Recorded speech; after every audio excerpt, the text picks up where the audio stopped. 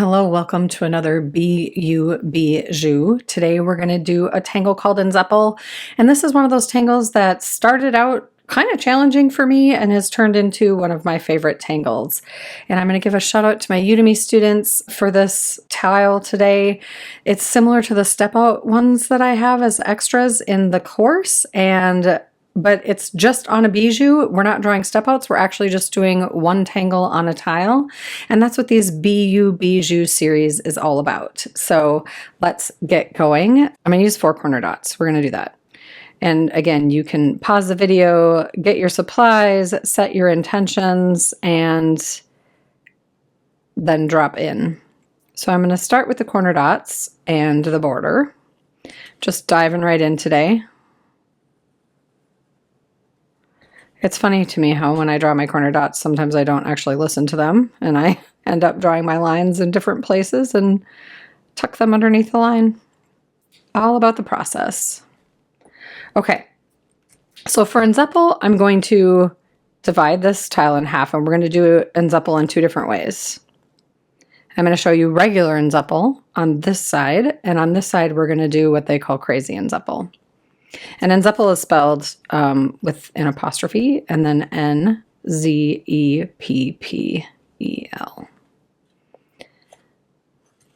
Like that. Okay. So we're going to draw a grid on the right side here. So I'm just going to split that in half. And then I'm going to split it in half again, half-ish, and then draw a couple squares. It's okay if it goes off the tile.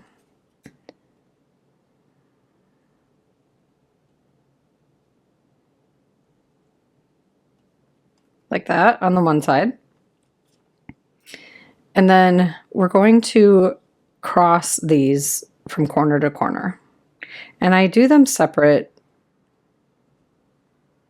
just to keep things, I don't know, I guess like individualized so that it doesn't seem, I like the whimsical, like imperfections, I guess I'll say it that way, even though I don't think of it as perfect or imperfect. I just like it to look a little more hand-drawn than like it was done super pristine. Okay, I'm going to pick a full triangle here, and we're going to do this side first, and then we're going to move to the other side for this tangle. And I'm going to retrace the line that I drew and then curve the edges. I went a little bit on the outside of that line, which was not intentional. And that's okay. There are no mistakes.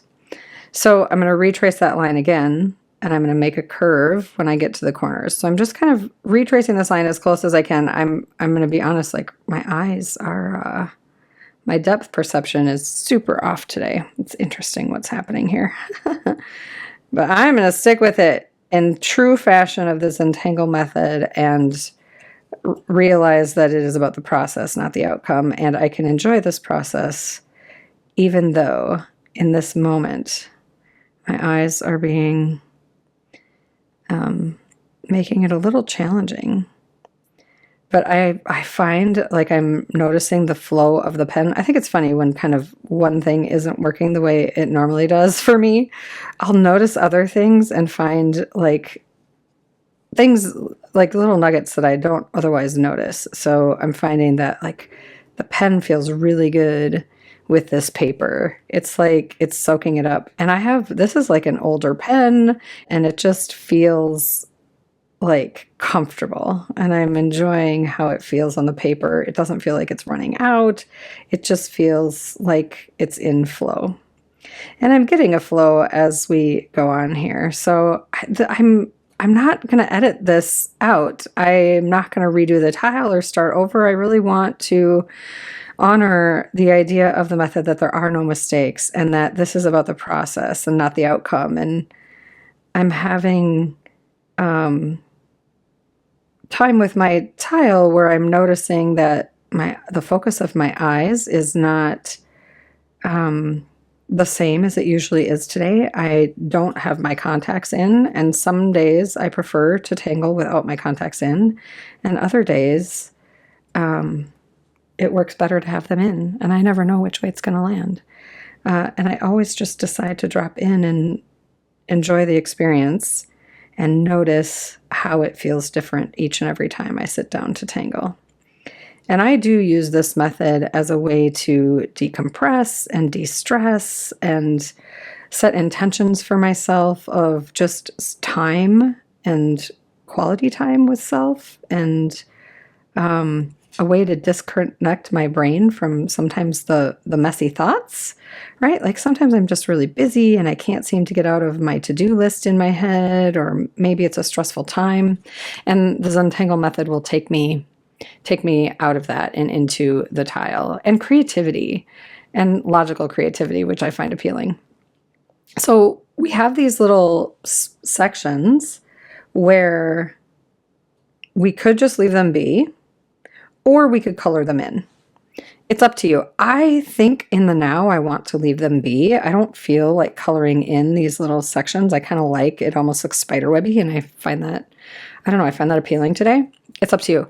So for Crazy and Nzeppel, we're going to do similar things, except we're not going to make it a grid. We're just going to kind of like randomly put lines on the tile until we feel like we have enough.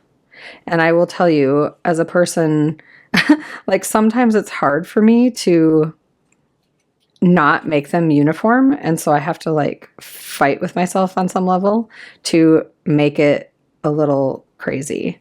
So maybe a couple more lines.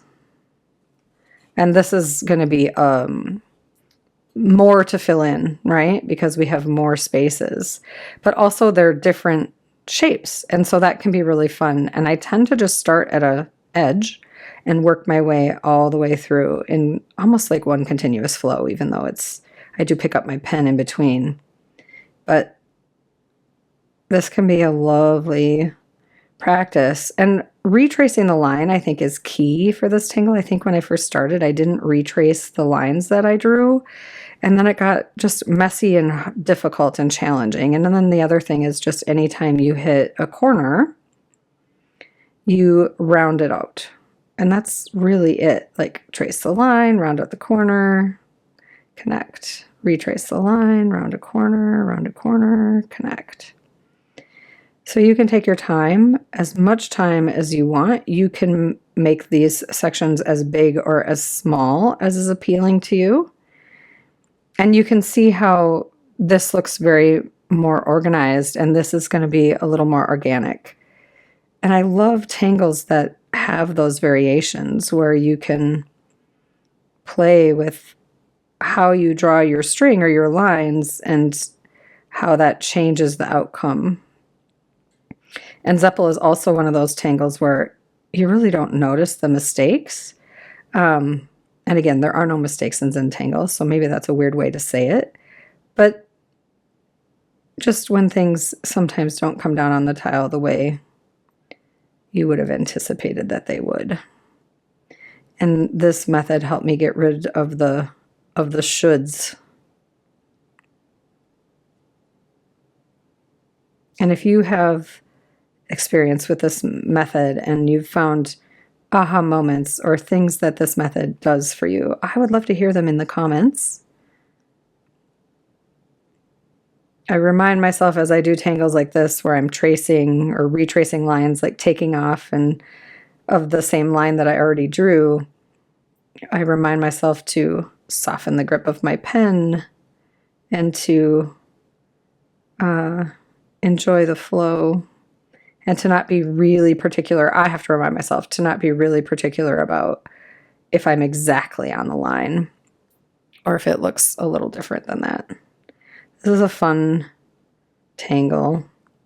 You don't have to shade this tangle. Well, you don't have to shade any tangle. So this is Nzeppel. And after we've tangled, next up will be shading. Just sneak in my chop. And then on the back, I'm going to write my Bijou with a little heart. And then I'm going to put my initials and the date.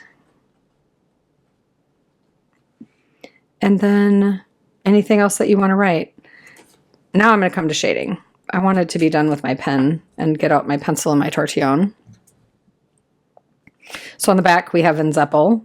I wrote the date, I wrote my initials. I wrote YOU Bijou, anything else that you want to put on back there.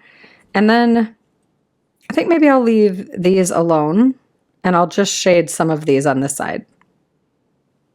And how I do that is I just add like almost like a little smiley face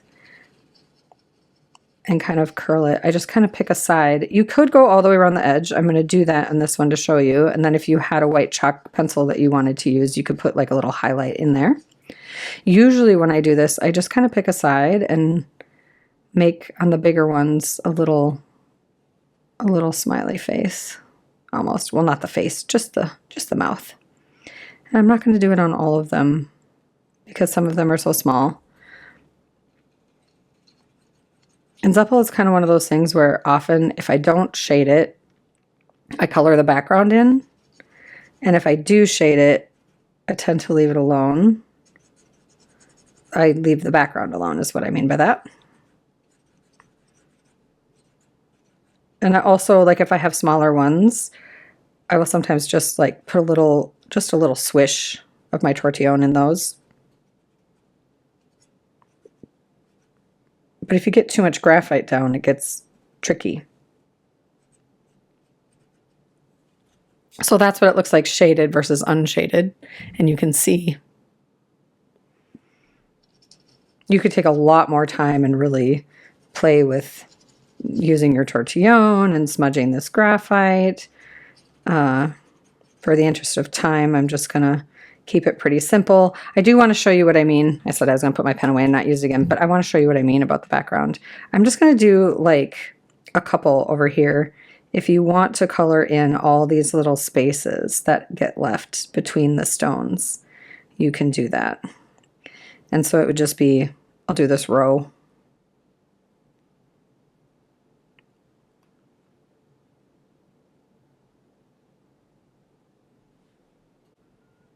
So you could do that on the entire tile so that it has more like a dramatic effect, but you don't need to do that. It's only if you want to. You don't have to shade either. If you're a Udemy student, check your messages soon. I will be sending a message. I'm going to have a contest and give away probably 3, maybe even 5 of my new course on the art of manifestation, aligning with your authentic self. Just have to complete the course and send me your certificate and I will put you into the drawing for a free course.